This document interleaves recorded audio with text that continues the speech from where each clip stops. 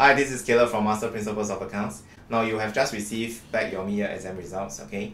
If you have trouble balancing your balance sheet or you have troubles with topics like prepayment accruals, allowance for impairment, sale of non-current asset, incorporate records or ratio commentary, or even if you are a Sec 3 student and your basic is weak, okay, the June holidays is the best time to do the catch-up.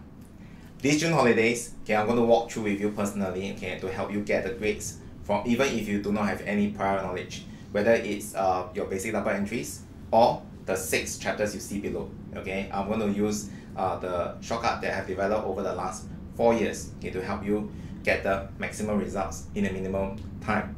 I am so confident with the strategies that we have developed that if you are not happy, okay, you do not understand what I'm going to talking about in the first hour of your lesson with me, I'm going to do a full refund, no questions asked.